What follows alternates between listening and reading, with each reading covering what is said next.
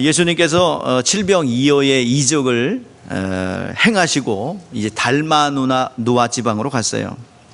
달마누아 지방으로 가셨는데 그곳은 이방인 지역입니다. 그런데 바리새인들이 그곳까지 따라왔어요. 그 이스라엘 사람들은요, 특히나 이 바리새인들은 이방인들과 접촉하지 않으려고 합니다. 접촉하는 것을 꺼려합니다. 왜냐하면 이방인들은 동물보다 더 못한 사람으로 치고 이방인들을 지옥의 불쏘시개 정도로 생각하고 있는데, 그들과 접촉했다는 것은 내가 부정해지는 것이고 영적 저주가 임하는 것이고 내 스스로가 더러워지는 거기 때문에 이방인 지역으로 가지도 않았고 그들과 접촉하지도 않았습니다. 빌라도 법정에 예수님을 끌고 갔음에도 불구하고 그들은 빌라도와 멀찍이 뜰에서 대화를 나눴어요. 왜냐하면 이방인과 대화하는 것은 부정하기 때문입니다. 부정탄다고 생각했기 때문입니다. 그럼에도 그런 생각을 가지고 있음에도 불구하고 예수님께서 이방인 지역인 달마누아 지방으로 들어갔는데도 그곳까지 따라왔어요. 그곳에 따라간 이유는 뭐냐면 바리새인들이 고소할 어떤 조건을 찾고자 따라간 것입니다. 여러 가지 면에서 예수님을 흠잡으려고 그랬어요. 이거 여러분들 이 역사적 배경을 잘 이해해야 이 본문을 이해할 수가 있습니다. 오늘은 좀 본문의 내용보다는 주변적인 이야기를 좀 많이 하려고 그래요. 신구약 중간기가 있었습니다. 구약시대, 신약시대, 구약 성경을 보면은 창세기부터 말라기까지가 구약이고요. 또 마태복음부터 요한계시록까지가 신약입니다. 자, 신약시대와 구약시대로 이렇게 나눠지는데 구약과 신약시대를 나누는 중간지대가 있어요. 그거를 이렇게 신학에서는 신구약 중간기라 합니다. 그때 여러분들 역사적으로 보면 페르시아의 패권에서, 여러분들 영화에서도 많이 나와요.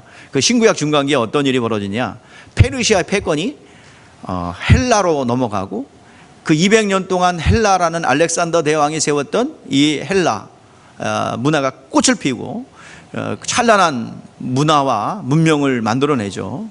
여러분들 대표적인 영화가 있어요.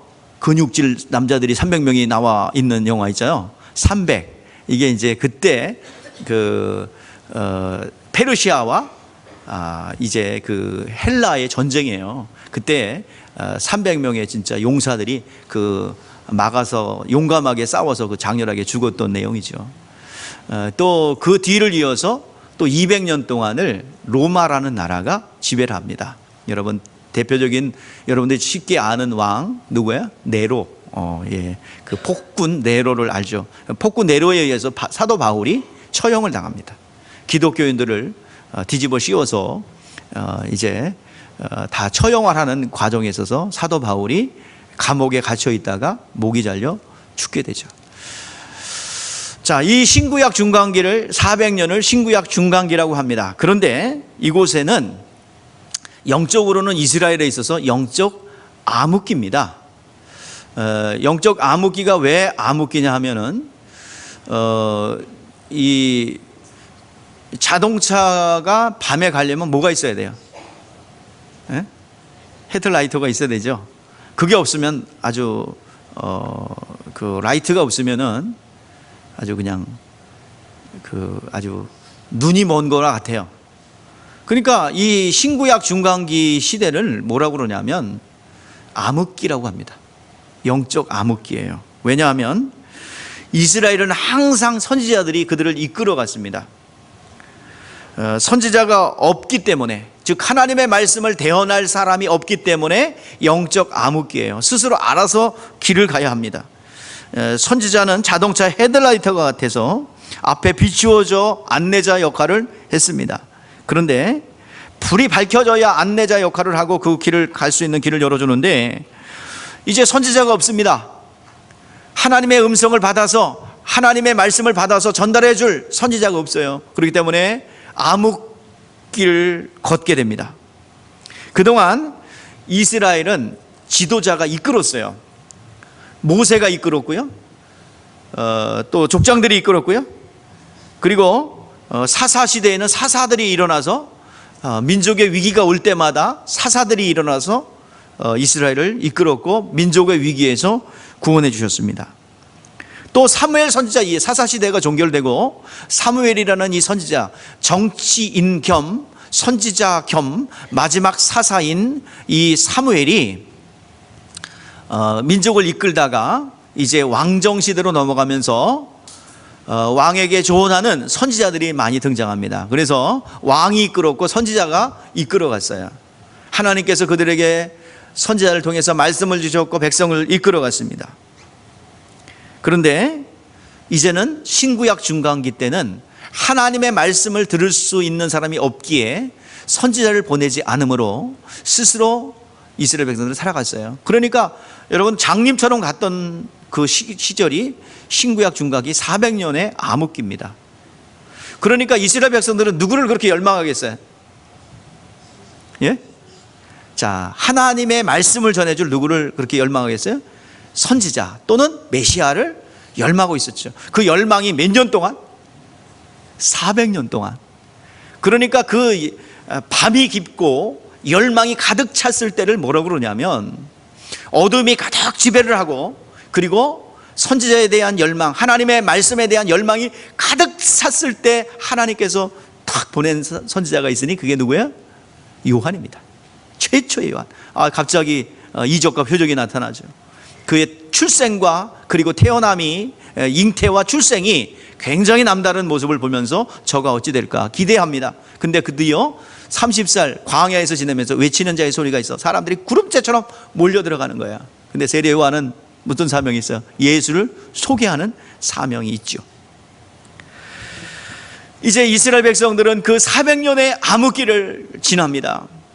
선지자가 없어요. 자, 이스라엘 백성들이 중간에 암흑기가 한 번 있었어요. 누구냐면 이제 족장 시대를 지나 사사시대를 지나서 왕정시대가 벌어지게 되죠. 이 왕이 지배하는 이 시대가 사무엘 이후에 펼쳐지게 되는데 왕에게 하나님께서 말씀을 주시고 왕에게 선지자를 통해서 말씀을 주시고 백성들을 이끌어갔어요. 그래서 선지자와 왕이 이끌어가던 시대를 왕정시대라고 합니다. 최초의 왕이 누구예요? 이스라엘의 최초의 왕이 사울이죠. 처음에는 겸손했어요. 굉장히 외모가 출중했어요. 사람들이 뽑아서 세웠던 왕이 사울입니다. 굉장히 겸손했어요. 하나님의 말씀에 순종했어요. 그때는 승승장구하여 적들을 다 물리칠 수 있었고 그리고 많은 패권을 쥐고 있었습니다. 그런데 어느 날 교만해졌어요. 교만해져가지고 하나님의 말씀이 들리지 않아요. 하나님께서 이스라엘 백성들을 괴롭혔던 아말렉을 진멸하라고 그랬습니다.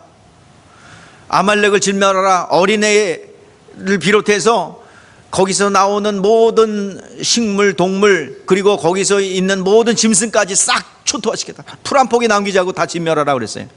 그런데 사울이 그 말을 어겼어요. 그 아각 왕을 살려둡니다. 그리고 양과 소의 가장 좋은 것들을 본인이 취해요. 이유는 하나님 앞에 좀 드리려고 그랬다고? 그게 아니에요. 탐욕 때문에 그랬습니다. 하나님의 말씀을 듣지 않아요. 그 아각 왕이 빠져나가가지고 나중에 하만이라는 이 사람이 그 포로로 잡혀갔을 때 그 민족이 멸절될 위기에 놓이게 됐죠. 그래서 이 아각 왕을 살려주고 좋은 것을 남겨두고 아주 하찮은 것만 다 진멸해버렸다고 성경이 기록하고 있어요. 이때 사무엘이 선지자로서 책망합니다. 왕이 여호와의 말씀을 버렸으므로 뭘 버렸어요? 뭘 버렸어요? 하나님의 말씀을 버렸으므로 여호와의 말씀을 버렸으므로 여호와께서도 왕을 버려 이스라엘의 왕이 되지 못하게 하셨습니다. 하나님께서 그를 폐위시켰어요. 왕의 자리에서 끝내버렸어요. 하나님께서 그와 함께 하지 않아요. 그동안 의지했던 사무엘 그도 죽었습니다. 역사 속에 사라졌어요. 자, 그런데 하나님께서 응답을 하지 않는 가운데 전쟁이 터졌습니다. 블레셋이라는 이 철기 문화를 가진 나라가, 강력한 나라가 이스라엘을 침공했어요. 자, 그런데 성경에 뭐라고 기록되었냐면 여호와께서 이제 답답하죠. 이때는 사무엘이 있었는데 사무엘도 이제 죽었고 선지자도 없고, 그래서 성경에 어떻게 기록되어 있냐면 여호와께서 꿈으로도 말하지 아니하고 우림으로도 말하지 아니하고 선지자도 대답지 아니하니라 그랬어요. 여러분, 무서운 게, 여러분들 기독교인들에게 무서운 게 뭔지 아세요? 다리 부러지는 게 아니에요. 병든 게 아니에요. 저도 여러분들도 비롯한 게 뭐예요? 가장 무서운 게 뭡니까? 여러분, 가난일까 두렵고 뭐 먹고 사는데 지장이 있을까 두렵죠? 진짜 두려운 것은 하나님이 나와 함께하지 않는 게 두려워야 됩니다. 그게 영적인 사람이에요. 내가 기도해도 응답이 없고, 이걸 화인 맞았다고 합니다. 여러분들, 지금 은혜 시대이기 때문에 언제든지 어느 때든지 우리가 하나님 앞에 손을 내밀만 하면 하나님께서는 어김없이 우리에게 다가오셔요. 그런데 화인 맞아버리면 아무리 부르짖고 기도해도 내가 하는 일에 하나님의 보증이 없어. 이게 무서운 거예요. 기독교인들의 가장 무서운 건 하나님이 떠난 거예요. 하나님이 나의 기도를 듣지 않는 거예요. 내가 춤추어도, 이 세대가 어떻대요? 춤추어도 피리를 불어도 춤추지 아니하며 그 애곡하여도 슬퍼하지 않는 그 시대라고 그랬잖아요. 오늘 시간 하나님께서 나와 함께하지 않는 것이 두려워야 할 줄 믿습니다. 하나님께서 응답하지 않으니 답답해요. 이 블레셋이 쳐들어와서 어려움을 당하는데, 그러니까 그동안 자기가 다 죽여버린 신접한 여인을 찾는 거야. 그래서 어디 다 죽였어요, 사울이 신접한 여인들을. 근데 다 죽이고 나니까 어디 신접한 여인 없나 했더니 어디냐면 엔돌에 하나 살아남았어요. 그래가지고 그 신접한 여인을 찾아갑니다. 그래가지고 신접한 여인에게 사울을 좀 불러내라 그래요. 사무엘을 좀 불러내라. 사무엘을 불러내라. 그 무당을 찾아가서, 아주 요즘에 뭐예요? 하여튼 우리나라 옛 전통에 뭐예요? 대내렸다고 그러죠. 그래가지고 그걸 갖다가 이게 귀신 신접한 사람을 불러낸 거예요. 그래서 사무엘을 불러달라. 근데 거기 성경에 보니까 누가 보이냐? 그러니까 옷 입은 노인이 보이는데 수염이 났어요. 그러니까 이제 사울이 그게 사무엘인 줄 아는 거예요. 귀신인데. 사무엘인 줄 알고 물어봐요. 그랬더니 그 대화를 하다가 당신하고 당신 자녀하고 내일 나와 함께 있을 거야. 누구랑 같이 있대요? 귀신이랑 같이 있대요. 죽는다는 얘기예요. 그날 저녁에 죽었어요. 자살해 죽었어요. 그 무당 말 듣고 죽었어요. 얼마나 이게 심각한지 몰라요. 자, 안내자가 없으니까 무당을 찾아갔습니다. 여러분, 답답해서 여러분들 전 보러 간 일 있죠. 내가 보니까 지지난주 설교했더니 다 실토하더라고요. 옛날에 뭐 갔던 거, 묶였던 거. 여러분, 이번 기회에 드러났을 때 다 해결하시기를 주의 이름으로 축복합니다. 하나님께서 드러나게 하시고 기억나게 하신 것은 해결하겠다는 거예요. 하나님께서 정결하게 쓰시기 전에 하나님과 걸려있는 어떤 문제들 하나님께서 해결하기를 원하시고 그 가정을 축복하기를 원하시는 줄 믿습니다. 하나님의 신령한 복은 조그만 것조차도, 우리 집사람도 실토했어요. 옛날에 신문에서 오늘의 운세 재미 삼아서 봤던 거, 그것조차도 하나님께서는 기억하시고 책망하시는 거예요. 여러분, 스스로 이런 게 걸리는 게 있으면 하나하나 오늘 이 시간 이후에 해결되기를 바랍니다. 그들의 음성 들어봐야 그건 죽음이야, 사망이야, 귀신의 촉선장이에요. 여러분들, 그 들었고 걱정했고 두려워했다면 여러분, 그것은 이미 계약 관계가 성립된 것입니다. 어떤 그것을 위해서 어떤 액션을 취했다고 한다면 그것은 이미 계약이 돼서 어둠의 권세가 합법적으로 여러분의 가정을 붙잡는 근거가 됩니다. 오늘 저희 예수 그리스도의 이름으로 계약이 파괴되었음을 선포하십시오. 예수의 이름으로 명하노니 어둠의 권세가 맺었던 모든 계약 관계는 파괴되었음을 선포합니다. 여러 증인 앞에서, 예수님 앞에서 선포하신다면 하나님께서 그 모든 것을 해결해 주실 줄 믿습니다. 선지자가 없는 시대, 이스라엘 역사 가운데 왕이 눈이 어두니까 이제 하나님의 음성이 들리지 않으니까 답답하니까 무당 찾아가는 거예요. 이스라엘은 영적 사람이 있어서 안내자 역할을 받아야 되는데 그 안내자가 없으니까, 선지자가 없다는 것은 큰 저주입니다. 헤드라이트 없는 자동차, 그리고 그 어머니가 없는 젖먹이처럼 눈멀은 소경과 같은 이스라엘을, 선지자가 없는 이스라엘은 이와 같습니다. 절망적인 상황이 자꾸 연속이 되니까 아주 하나님의 음성을 듣고 싶어요. 바벨론을 포로로 갔다 와서 성전을 재건해가지고 좀 나라가 회복되나 싶으니 나라는 회복이 안 되고 성전은 지었는데 나라가 회복이 안 돼. 국가가 회복이 안 돼요. 언제 나라가 세워질까? 언제 나라가 회복될까?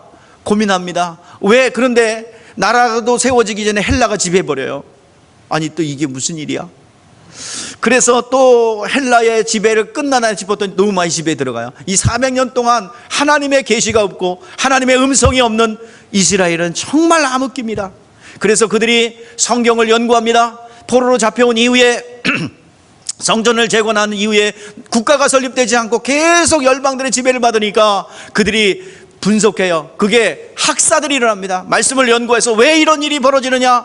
학사들이 일어납니다. 그 대표적인 학사가 에스라와 느헤미야예요. 오늘로 말하면 굉장히 공부를 많이 하고 영성 있는 학사들이 일어납니다. 5가지를 분석해요. 첫 번째, 왜 이 나라가 회복이 안 되고 이렇게 계속 어려움이 반복되는가? 첫 번째, 안식일을 어겼기 때문이다. 두 번째는 11조를 떼먹기 때문이다. 세 번째는 하나님의 이름을 망령되이 일컬었기 때문이다. 네 번째는 우상을 섬겼기 때문이다. 다섯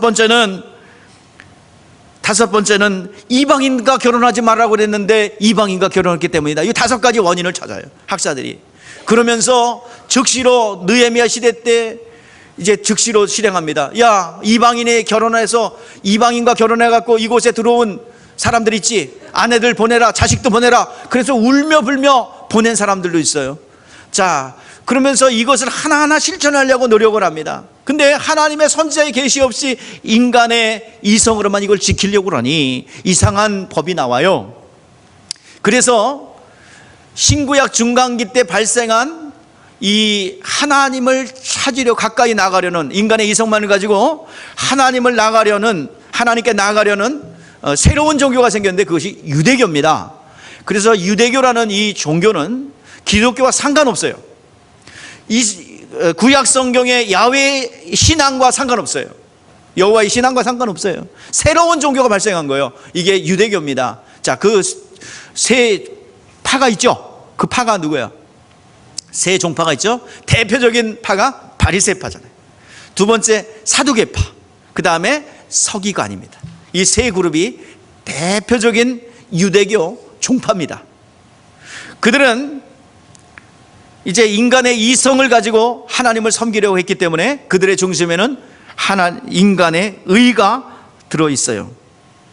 자, 인간의 의가 들어서 굉장히 이제 여러 가지 이제 어려움이 찾아오게 되죠. 그래서 인간의 이성만을 가지고 하나님을 찾으려 했던, 그래서 대표적인 사람들이 바리새인들입니다.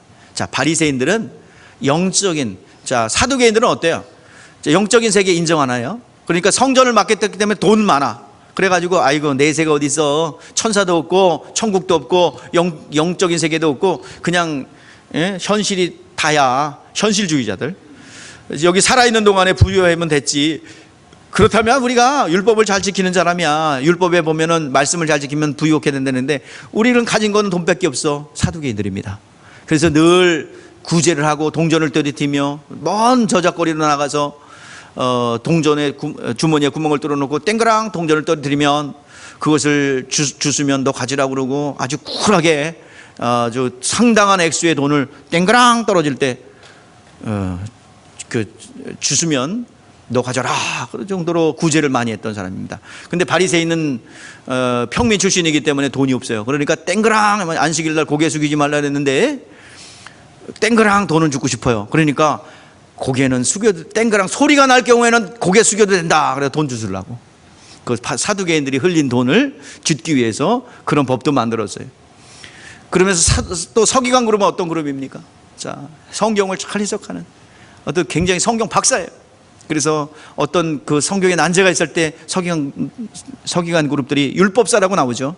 서기관 그룹들에게 물어보면 바로 나와요. 예수님 당시에 어디서 예수님 태어날 거냐, 왕이 태어날 거냐, 베들레헴입니다. 서기관 그룹에 물어보는 거예요. 자, 이스라엘 백성들이 이렇게 신구약 중간기를 거치면서 새로운 종교가 발생했어요. 자, 그런데 이스라엘에게는 역사가 있죠. 분단의 역사가 있습니다. 자, 분단의 역사가 있는데 북쪽엔 이스라엘이라는 북이스라엘과 남유다가 있어요. 자, 어느 날 솔로몬이 전무후무한 부귀영화를 누린 왕이죠. 자, 그래서 솔로몬의 아내는 몇 명이에요? 우리나라 3,000국리에 비하면 잽도 안 되지만 1,000명이에요. 아내가 1,000명. 그 다음에 자기 성전을 재건하는데 성전 재건을 7년 6개월에 걸려서 성전을 재건합니다. 또한 자기의 왕궁을 짓는데 이 왕비들 1,000명의 방을 만들어도 되잖아요. 그래서 13년 동안 왕궁을 지어요. 자, 그러면 아무리 부강한다 할지라도 그 국고가 어떻게 되겠어요? 자, 1,000명의 이 후궁들이 다 무의도식하는 자입니다. 그냥 죽만 먹고 사는 그 왕비들이 아니죠. 왕비 그러면 어때요? 최고의 보석과 화장품과 먹을 것이 제공돼요. 그게 1,000명이에요. 그리고 거기에 따른 신하들, 일하는 사람들, 부속 시설까지 하면 어마어마한 비용이 들어가죠. 또한 건축에 있어서 최고의 건축물을 건축합니다. 백향목으로 그 왕궁을 짓고 13년 동안 왕궁을 지어요. 얼마나 많은 노역과 세금이 부과됩니까? 너무 부담스러웠어요. 그래가지고 솔로몬 때는 불만을 표출하지 못하다가 그의 아들 르호보암이 왕이 돼서 있으니까 사람들이 찾아갑니다. 신하들이 찾아가요. 좀 이 세금과 이 부역을 좀 탕감해 주세요. 그랬더니 안 해줘요. 우리 아버지는 막대기로 징치하였으나 나는 너를 전갈로 징치하리라 그러면서 탕감해 주지 않아요. 그래가지고 열이 받아가지고 10지파가 단기를 들고 일어납니다. 여로보암을 중심으로 10지파가 올라가요. 북쪽으로 올라가요. 그래서 베델에다가 단을 세우고 그리고 사마리아 땅을 수도로 삼고 그곳에 정착을 합니다. 그래서 올라갈 때 뭘 갖고 올라가냐면 이스라엘은 이름을 가지고 올라가요. 그래서 북쪽에서 자리 잡아서 나라가 나누어집니다. 그래서 북쪽에 자리 잡았다 해서 북이스라엘 사람들, 사마리아를 수도로 삼았기 때문에 사마리아인들이라고 하죠. 그리고 남쪽에는 남아있는 사람들이 누구예요? 유다와 베냐민 지파입니다. 베냐민 지파는 원래 숫자가 적어요. 한번 진멸당하기 때문에 숫자가 적어요. 얼마 남지 않아요. 그러니까 유다가 더 형님이시고 또 베냐민 지파는 좀 숫자도 적고 동생이기 때문에 그러면 국호를 유다라고 합시다. 그래서 남유다라고 하는 거예요. 남유다. 자, 그래서 북이스라엘과 남유다가 서로 간에 싸우고 분쟁을 합니다. 자, 근데 이스라엘은 어땠어요? 하나님 이제 남아서 12지파가 감당해야 될 것은 성전을 세우고요. 성전을 완성해야 됩니다. 부속 건물을 지어야 됩니다. 나머지 이렇게 지어야 될 것이 있는데 그것이 너무 버거워서 불순종해서 북쪽으로 올라갔어요. 그래서 나머지 남유다와 베냐민 지파가 12지파가 감당해야 될 것을 그들이 다 감당해 버려요. 그래서 성전을 완성합니다. 자, 그래서 결과적으로 자, 북이스라엘은 어때요? 북이스라엘은 자, 직분을 쳐버렸죠. 너무 힘들어서 그걸 버리고 갔어요. 그래서 북쪽 왕조는요, 수많은 왕이 있으면 단 한 명의 왕도 선한 왕이 없고 그냥 고이 죽은 왕이 없어요. 다 처참하게 죽습니다. 이 불순종으로 시작했기 때문이에요. 북쪽으로 올라가서 돈이 없으니까 돈 많은 시돈과 사돈을 맺어요. 자, 대표적인 아합 왕 때 오므리 왕조가 그 아들 아합을 정략 결혼을 시켜요. 시돈 왕의 딸인 그 유명한 이시성을 가진 이세벨. 여러분, 이세벨이에요. 이세벨이 시집 올 때 그냥 오는 게 아니라 각종 우상 단지를 다 갖고 옵니다. 바알과 아세라 우상을 갖고 들어와서 그 수도에 바알 선지자와 아세라 선지자를 양육하는 선지 학교를 세우죠. 그때 갈멜에서 싸웠던 게 누구야? 엘리야죠. 엘리야. 갈멜산 엘리야. 그때 바알 선지자 400과 아세라 선지자 850대 1로 싸워서 승리하죠. 이게 이제 그 기록이 되어 있고요. 그래서 하나님 볼 때에 사명을 다하지 않고 북쪽으로 올라간 왕, 이게 이제 북이스라엘이에요. 근데 남쪽은 남아있으면 좀 겸손하게 하나님 앞에 있어야 되는데 남유다는 또 어떻게 해요? 교만했어요. 그래서 하나님 보실 때 북이스라엘도 남유다도 하나님 뜻에 합당하지 않아요. 계속해서 선지자를 보내서 회개하라, 돌이켜라 했지만 듣지 않습니다. 결국에는 여러분들 먼저 북이스라엘이 BC 722년에 아수르에 의해서 멸망을 하죠. 또 남쪽은 50년 뒤에 BC 586년에 멸망을 합니다. 자, 그래서 둘 다 멸망을 해버려요. 자, 그런데 아수르 사람들은 어떻게 아수르가 정책을 폈느냐? 북이스라엘 사람들은 혼혈 정책을 써요. 그쪽으로 보내고 이쪽에 이주시켜서 혼혈을 시켜요. 그래가지고 유다 사람들이 그렇게 혐오스럽게 생각하고 짐승보다 더 못한 사람으로 취급한 것이 사마리아 사람입니다. 이제 그 긴 싸움, 북쪽 이스라엘 사람들은 성전이 없으니까 진리로 예배드리면 된다라고 했고, 남쪽 유다 사람은 성전에서 드려야 된다, 서로 다투면서 싸운 거예요. 그때 긴 역사 속에서 요한복음 4장이 중요한 역할을 하죠. 이 산에도 말고 저 산에도 말고 하나님을 예배할 때가 오느니 곧 이때라. 하나님은 영이시니 예배하는 자가 신령과 진정으로 예배할지니라. 둘 다 하나님을 찾아온 거기 때문에 하나님께서 용서해 주시고 둘 다 받아주셨습니다. 이제 그 바리새인들은 이렇게 역사 속에서 멸망한 이스라엘이 왜 이렇게 고통을 당하느냐라고 하는데, 이 원인을 5가지가 찾고, 이 바리새인 그룹들이 그러면 이 나라 민족을 살리려면 어떻게 되냐? 우리라도 지켜야 되겠다라고 한 그룹들이 바리새인들입니다. 다른 사람들은 이게 어렵고 힘드니까 안식일 지키기도 어렵고 11조 하기도 어려우니까 우리도 지키자라고 나선 사람들이 이스라엘 전체 항상 600만이에요. 이스라엘은 예나 지금이나 지금까지 몇 명? 600만이에요. 항상 600만. 근데 거기다 1000을 곱하면 몇이야? 6억. 그러니까 아랍인들은 항상 6억이고 거기는 뭐야? 항상 600이에요. 600만. 줄지도 않고 늘지도 않아. 그렇게 많이 학살당했는데도 줄지도 않아요. 자, 그런데 성경에 보니까 이스라엘 한 명이 이방인들 1000명을 다 한다고 그랬어요. 그러니까 6억 인구와 600만 인구하고 싸워서 이겨요, 이스라엘이. 그 성경에 기록되어 있기 때문입니다. 1대 1000을 감당한다고 성경에 분명히 말하고 있어요. 자, 그런데 이스라엘 백성들이 계속 헬라의 지배를 받고 로마의 지배를 받으니까 이 원인을 어떻게 할까 말씀을 나오기 때문에 5가지 원인을 찾았어요. 이방인들 다 돌려보내고, 이방인과 결혼했던 사람 다 돌려보내고, 그리고 우리가 제일 어려운 거 11조와 안식일을 우리가 지켜야 되겠다라는 사람들이 600만 중에서 5,000명 있어요.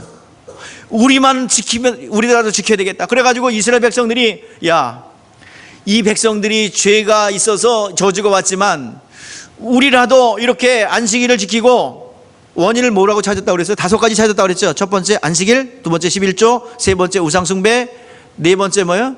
여호와 이름 망령 때 읽거든 거, 5번째 뭐요? 이방인과 결혼하는 거. 이 5가지 원인을 찾았는데 그 중에서 중요한 것이, 하기 어려웠던 것이 안식일 문제와 11조 문제였어요. 그래서 이것을 우리가 끝까지 지켜야 되겠다라고 나선 사람들이 바리새인들이에요. 그러니까 바리새인들은 얼마나 철저하냐면 그들의 속 안에서 그냥 속 안에 분노가 가득 차도 허허허 그러면서 껄껄대고 웃어. 굉장히 그 쿨한 사람처럼 속에서는 아주 그냥 음란과 그런 더러운 것이 가득 차 있으면서도 겉으로 인품이 좋게 허허허 웃는 거예요. 그러니까 니들 누구 때문에 사는 줄 알아? 옛날에 멸망할 건데 그래도 너희들이 숨쉬고 사는 이유는 우리가 뭐 했기 때문이에요.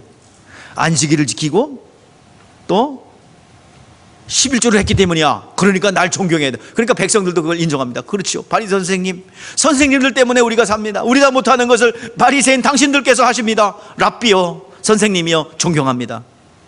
얼마나 인품적으로 또 탁월한지. 그런데 예수님께서 오셔서 뭐라 그랬어요? 바리새인들, 난 의인입니다. 나는 간음도 안 했고, 나는 도둑질도 안 했고, 나는 사람들 죽이지도 않았어요. 나는 의인입니다. 그러고 어깨에 힘주면서 나는 의인이에요. 그러고 다니고 있는데, 그리고 백성들도 아이고 바리새 선생님 당신은 정말 의인이십니다. 아유, 의인을 보려면 저 바리새인 보면 돼요. 율법을 보려면 율법대로 사는 저 바리새인 보면 돼요. 그랬는데 예수님이 뭐라 그래요? 음욕을 품은 자마다 간음했느니라. 이미 탐욕을 부린 자마다 도둑질했느니라. 이미 사람을 미워했는데 살인했느니라. 에이? 아니 그렇게 내가 살인 안 하고 간음 안 하고 내가 그렇게 산다고 그랬는데 마음에 품은 것을 행동으로 한 거라고 예수님의 율법의 정죄에 의하면 자기들은 세리와 창기, 그들이 그렇게 혐오스러웠던 세리와 창기들과 같은 동급으로 보니 화가 나요 안 나요? 예? 아니 내가 그렇게 노력해가지고 죄 짓지 않으려고 그랬는데 예수님이 독사의 새끼들과 화 있을진저 임박한 진노를 피하려 하느냐 그러면서 죄인으로 취급하고 세리와 창기로 같이 취급하니 얼마나 자기 자신들이 비참해요. 죽여야 되겠다. 자, 그런 거예요.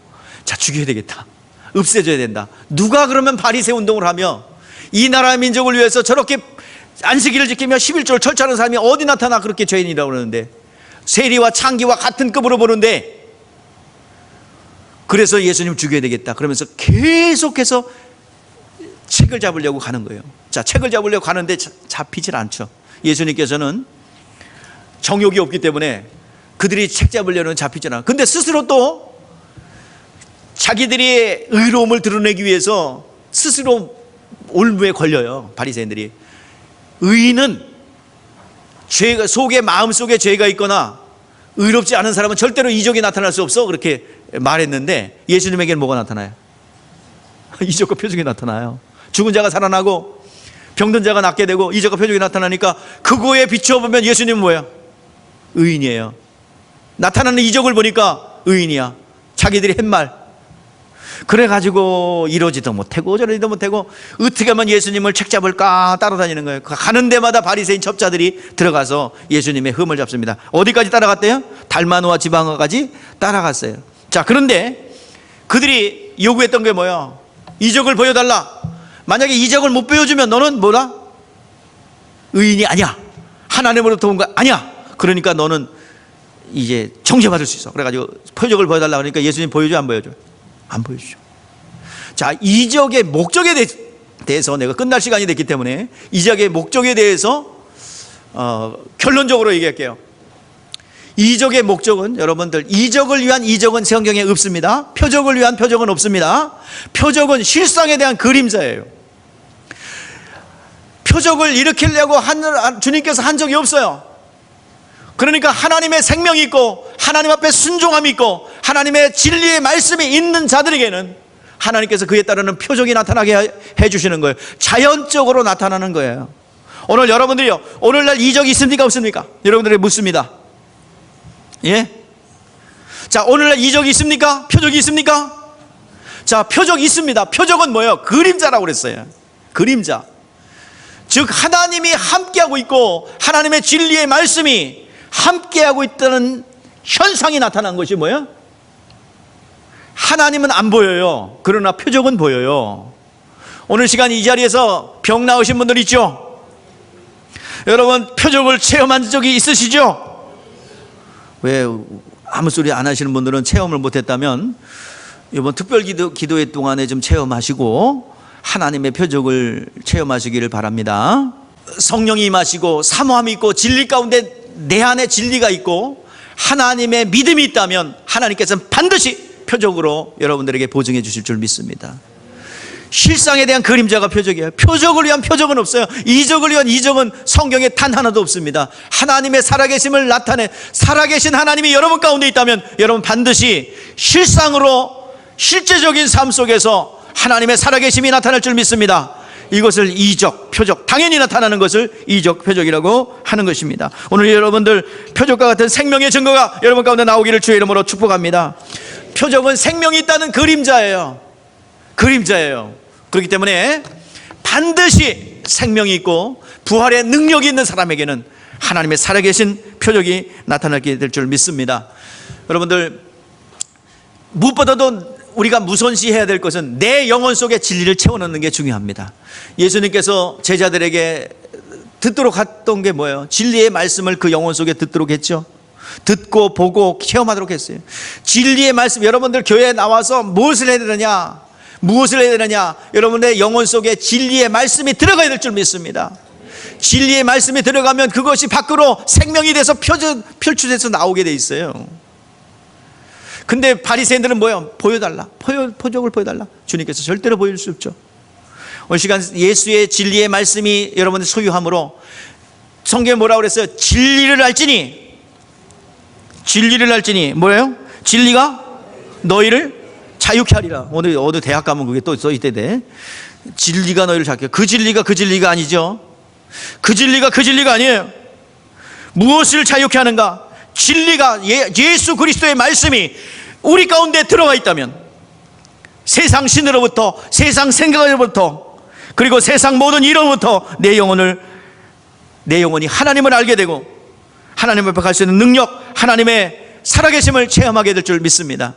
여러분들, 우리가 하나님을 아는 지식이 없어서 망한다고 그랬죠. 자, 하나님이 아는 지식이 없어서 망한다고 그랬어요. 하나님을 아는 지식, 하나님을 알게 되면, 진리가 내 안에 들어온다면 여러분 진정한 자유를 누리게 될 줄 믿습니다. 생각의 틀 속에서 여러분들 세상 모든 구조로부터, 세상 이론으로부터 내 영혼을 자유케 하고 내 영혼이 하나님을 알게 된다면, 내 영혼에 하나님의 말씀을 채워넣는다면 진정한 자유를 누리게 될 줄 믿습니다. 욥기서에 보면은 욥이 하나님을 알지 못했죠. 자, 욥은 동방의 의인입니다. 우스 땅에 욥이라는 사람이 있는데 순진하고 정직하여 악에서 떠난 자라. 그런데 하나님을 알지 못했어요. 율법의 카테고리 안에서만 하나님을 알고 있었어요. 그러니까 하나님, 자기 의에 묶여가지고 내가 말이야 이런 사람인데 왜 나보러 회개하라는 거야. 근데 하나님께서 그에게 말씀을 주시고 그가 깨닫습니다. 내가 하나님에 대해서 귀로 듣기만 하였사옵더니 내가 눈으로 보옵니다. 내가 알지 못하는 것을 말하였고 듣지 못한 것을 이야기했나이다. 자, 내가 주께 대하여 귀로만 듣기만 하였었더니 이제는 눈으로 보옵니다. 그러므로 내가 스스로 거두어드리고 티끌과 재 가운데 뭐합니다? 회개하나이다. 내가 하나님에 대한 지식을 바꾸는 것을 회개라고 그래요. 하나님에 대한 이해, 오해를 여러분 바꾸는 것을 회개라고 합니다. 그래서 하나님의 말씀이 어떻게 이야기하는지, 여러분들 고집과 아집 여러분들이 가지고 있는 여러 가지 이 카테고리를 좀 버리시고 하나님을 아는 지식으로 들어가기를 바랍니다. 회개했을 때 모든 것이 회복됐어요. 하나님을 아는 지식을 여러분들 카테고리 속 안에 여러분들 진리를 모르니까 하나님에 대해서 오해합니다. 오해하니까 신앙생활이 올바르지 않아요. 올바르지 않으니까 보증이 없어요. 하나님을 아는 지식을 여러분 바꾸시기 바랍니다. 메타노 에이테, 우리 세례 요한이 얘기했던 것이 너희들이 가지고 있는 의를 버리고 하나님에 대한 오해를 버리라. 이것이 메타노 에이테, 너희 지식을 버리라는 거예요. 오늘 시간 여러분들이 세상 관념으로 가득 차 있습니까? 예수의 이름으로 수술받기를 바랍니다. 진리의 말씀으로 수술받기를 바랍니다. 여러분들이 가지고 있는 고집과 아집과, 그리고 여러분들이 가지고 있는 바꾸지 않으려는 그런 배타적인 습성들을 예수의 이름으로 버리시고 진리의 말씀으로 채워낸다면 여러분들 성령의 보증하심의 역사가, 표적이 여러분의 인생 가운데 나타날 줄 믿습니다. 생명 있는 자에게 나타나는 증거들이 나타나게 될 줄 믿습니다. 기도하겠습니다.